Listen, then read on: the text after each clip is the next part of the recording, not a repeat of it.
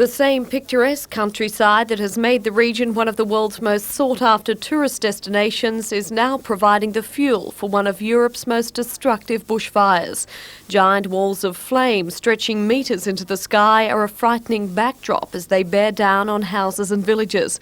With the region in the midst of one of its busiest seasons, panic has broken out as tourists flee the luxurious hotels and resorts. But for the locals, saying goodbye has not been so easy.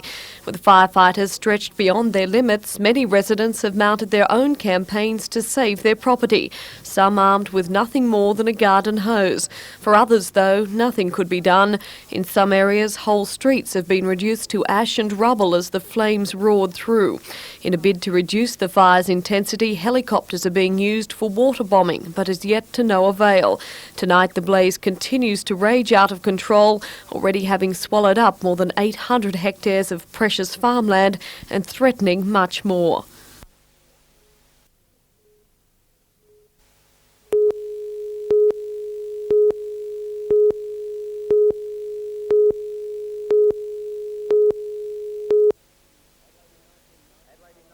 Adelaide in 1990 are on 9 wins and 10 losses and are in 8th place on the ladder, just outside the final 6.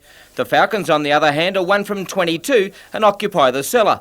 Last year, the Falcons turned on a marvellous performance to beat the 36ers for the first time at home, but it's hard to visualise them doing it again tomorrow night. I think they're going to be much too big inside for the Falcons, and they have a lot more to play for because they have a chance to make the playoffs. However, I've been quite impressed with the young guys. They haven't dropped their bundle, and I'm sure they're going to make a game of it. With Greg Lazard returning to the United States on Tuesday and not taking part in this week's fixture, opportunities will open up for the bench players.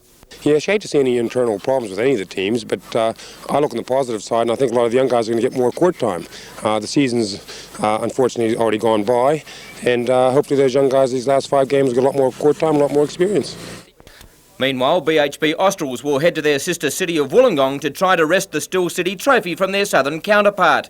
The Cup hasn't been back to Newcastle since 1987, and after a 1-0 defeat of Wollongong City earlier this year, BHP Australs are confident that they can keep their promotion hopes alive with another victory. The trip to Fiji will stand them in good stead, and if they can reproduce the form they showed on the short tour, they should come home with the points. At National Park tomorrow, the culmination of a year's hard work in the grand final of the 2HT A-grade netball competition, and it's developed into a bit of a grudge match. In the major semi-final, Western Suburbs Novos caused a giant upset when they accounted for the previously undefeated Cricketers' Arms to go straight into this year's grand final. Cricketers vented their anger on Bogart's Esprit last week and have now earned another chance against Novos. But the youngsters won't be overawed, and we could see one of the best deciders in many years. Game time is 2:45.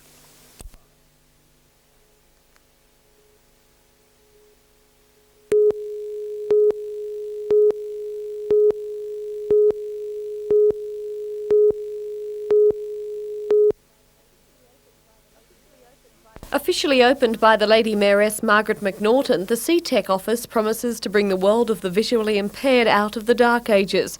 It offers a range of aids from special glasses through to advanced computers which can strengthen remaining sight. And via the knowledge of its 2 full-time training officers, it will also offer personal instruction. Our service is a domiciliary service. We take the service out to the people in their homes, to their workplace, to the school, to the community. And we provide assistance and training for people to move about safely and comfortably. But not only those with sight problems will benefit from the office, it intends to take its findings out into the community. Training videos such as this one will be shown to taxi drivers, shopkeepers, nurses and a range of people who daily come into contact with the sight impaired. But the assistance won't just end with technology.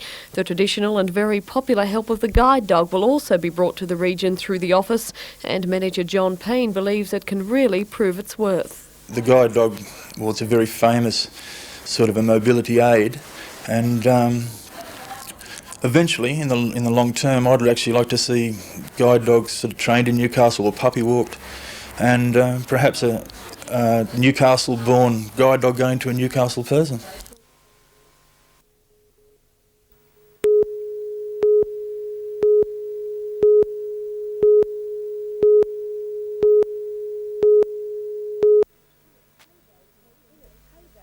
In its heyday, Copeland boasted a population of 3,000 people, all hoping for a lucky strike on the rich goldfield.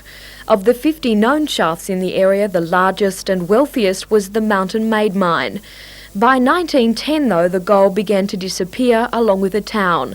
The equipment deteriorated and the mine was badly vandalised with the passing of the years. But 4 years ago, all that changed when John Dale bought the mine and restored it to its former glory. Nestled at the foot of the Barrington Tops and surrounded by a lush rainforest is Goldtown, a popular excursion destination for schools in the Hunter Valley. At the moment we're probably averaging about 3 schools a week out of the Hunter. This is somewhere in the vicinity of 180 to 200 kids a week. The primary attraction is the mine itself. 5 kilometres of tunnels, all hand-picked and blasted by candlelight more than 114 years ago. Although a generator lights the mine and the floor is cemented, the old miners have left their mark in the solid rock. And they literally had to blast their way through the mountain, a little bit at a time. And as they progressed forward, they'd lay their tracks down, push their skips up, load the rock into it and push it back out of the mine. At the end of the mine is a gold-bearing quartz reef, perhaps one of many left behind.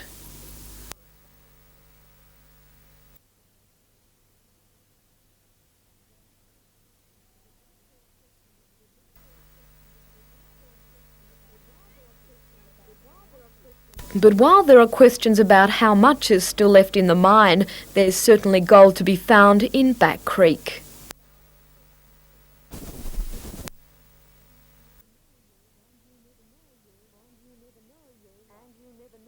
And you never know your luck.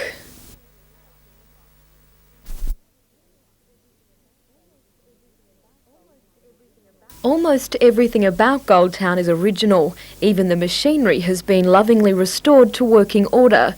This Roby portable engine was a source of power before the turn of the century and is believed to be the only one of its type still running. When the quartz was brought to the surface, this 5-head stamping battery was used to release the gold.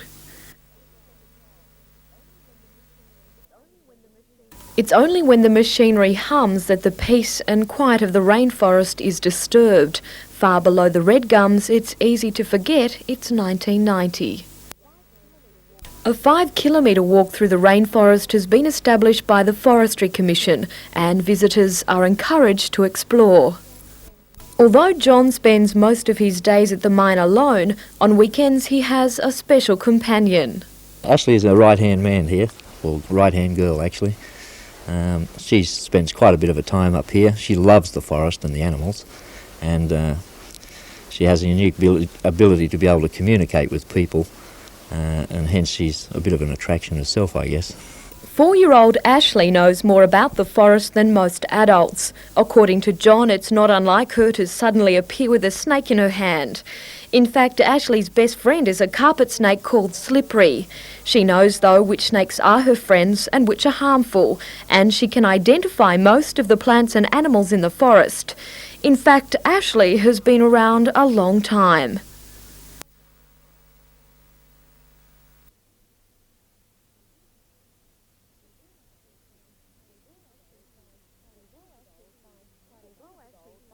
Although Ashley finds quite a bit of gold, she's not about to be fooled.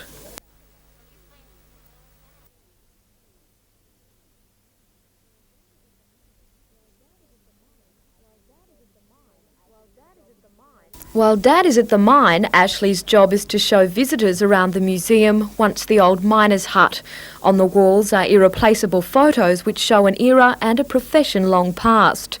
The cooking pots and pans are all authentic, most of them dug up near the mine, and there's always a friendly cuppa from the billy. Although the rebuilding of Goldtown is finished, John has plans for the future. Log cabins for those who prefer fossicking at night, and an ambitious plan to utilise empty side tunnels in the mine. At the moment we are negotiating with a couple of wineries in the Hunter Valley. The temperature in the mine is a constant 18 degrees, and that of course is a perfect temperature for aging port wines, and we're negotiating at the moment with a couple of Hunter wineries to actually store their ports in this mountain. Whatever happens, Goldtown will never become a plastic fun park. It's a recreation of history, a step back in time.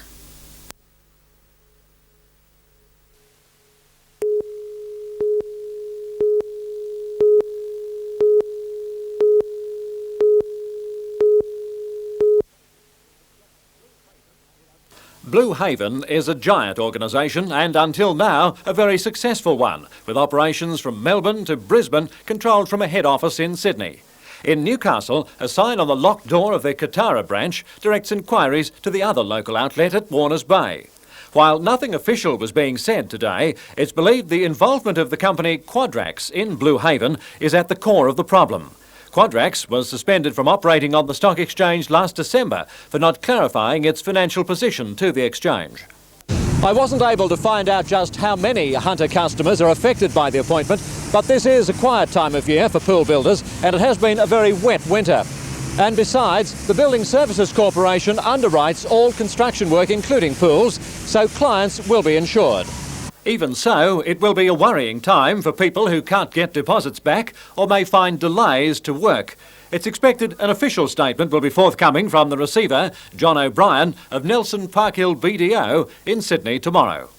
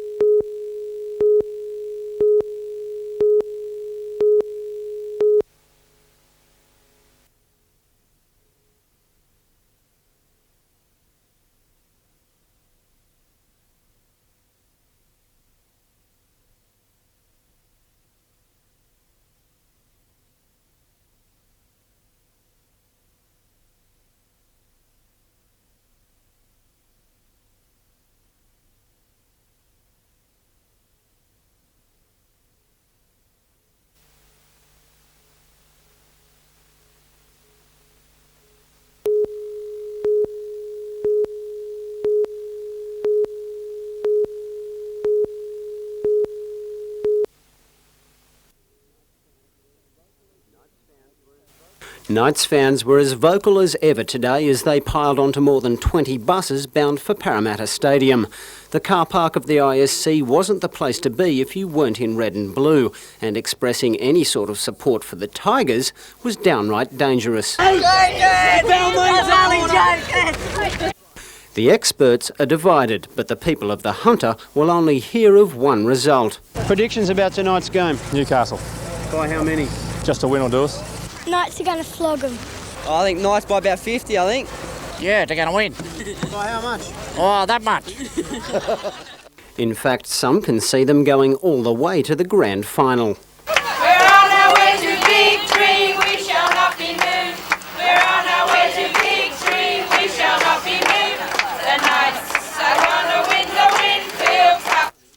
Coach Alan McMahon is more realistic, but quietly confident. The guys who were involved knew what was put in, and our guys are certainly on a line where they're giving so much, you know, and it's a tremendous feeling within the club at the moment in regards to the professionalism of the players. NBN's coverage of the big game begins at 8:30 tonight. Bruce Mackenzie, NBN News.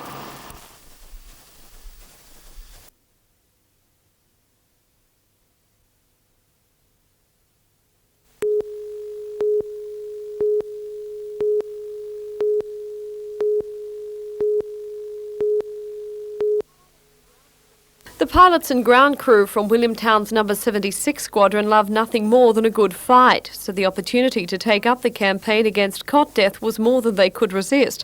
But as everyone knows, the latest fundraising gimmick in the cot death cause is Red Nose Day. So it was red noses and a few red faces as the men at the planes of the squad donned the rosy red noses in the name of a good cause. And while a tacked-on plastic nose, such as adorning motor vehicles across the country, might be fine for a stationary plane, once in the skies it's a different matter. So it was out with a paintbrush to give this Mackie a quick touch-up, and then with its new rather conspicuous snout glowing, the plane took to the skies with pilot Scotty Riemann aboard for a training mission. The RAAF is a traditional supporter of Red Nose Day. Already this year, many collections have been made on the base and have raised several thousands of dollars for the cause.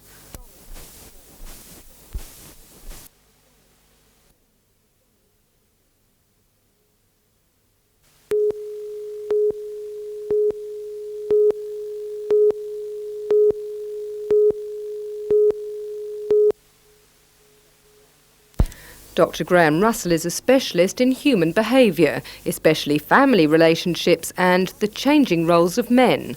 Today he helped launch Men's Week, the initiative of the Hunters Health Promotion Unit. It's a very innovative program. I think it's a first in this country to have a focus on men's issues for a week like this. I wouldn't be surprised if in the long term the health department picks it up and it goes statewide. It's something groups in Sydney have tried to run without success. I mean, there's always a problem, well, why focus on men's issues? It's taking the attention away from women's issues. Men are really the perpetrators of a lot of the problems in society. Why should we give them more attention? My argument is that it's a relationship. Lots of things, if we change lots of things with men, that's good for women as well.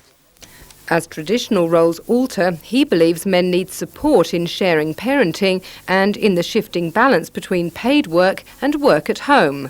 He thinks men should have more help in focusing on their feelings and attitudes in order to bring a greater unity into their relationships with women. And he feels Men's Week could do just this. To have a major focus like this, I think gives it a high public profile and status within the community, and therefore I think it will be an active facilitator of change. Men's Week runs until next Tuesday and includes a seminar on boys and aggressive play and the launch of a domestic violence campaign next week. Rebecca Skinner, NBN News.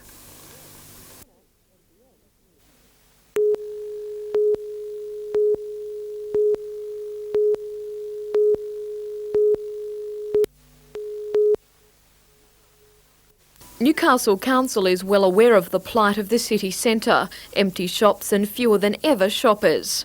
Many ideas have been advanced on ways to bring people back to the city. State Member for Newcastle George Keegan believes one way is to make parking easier. He proposes that parking meters cease at 3:30 each weekday instead of 4:30 and at 10:30 on Saturday morning and not 12 o'clock. We've got to compete with these big regional centres that have put an effective barrier around our city, and we need to do something more constructive than just advertise. We've got to make sure that there's some extra incentive, and free car parking is the only way we can combat the other centres, the major centres that surround us. The Council's Traffic Committee is considering this and other proposals put forward by the Chamber of Commerce and the City Centre Committee.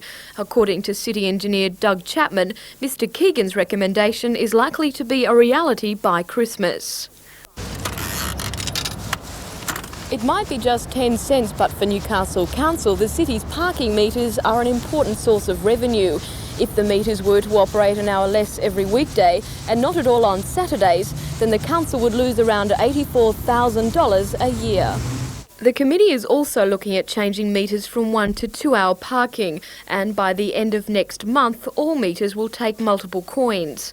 The study also found that council parking stations are being underutilised, with King Street only 66% full. Newcastle people basically are spoiled. We've got a little bit of a country town syndrome. If you can't pull up in front of the door and shop right there, well, you tend to sort of go around the block 3 or 4 times just waiting and having somebody will go home or move.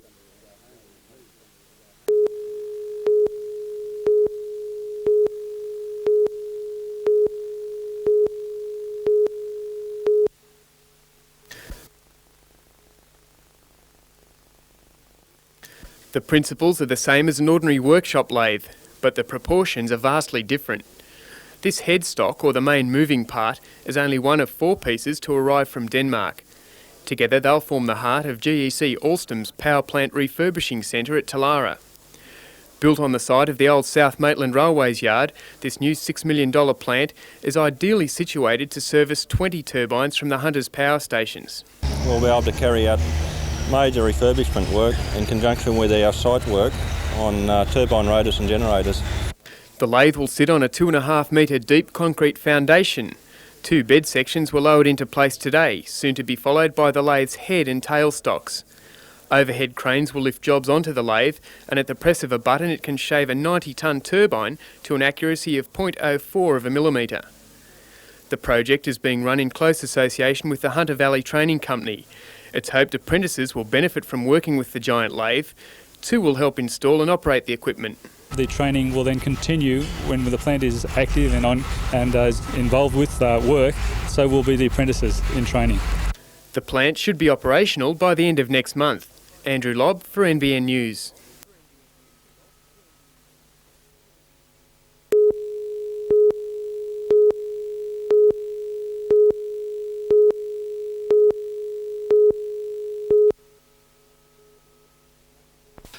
James Brennan and Karen Adams have been on the run from the law. This week they were invited to give themselves up and they leapt at the chance. Their offences were minor ones, but they've been haunted by them for months or even years. James was convicted of a break-and-enter offence as a juvenile and the court ordered him to pay $2,000 compensation. He didn't and a warrant was put out for his arrest. That was 5 years ago.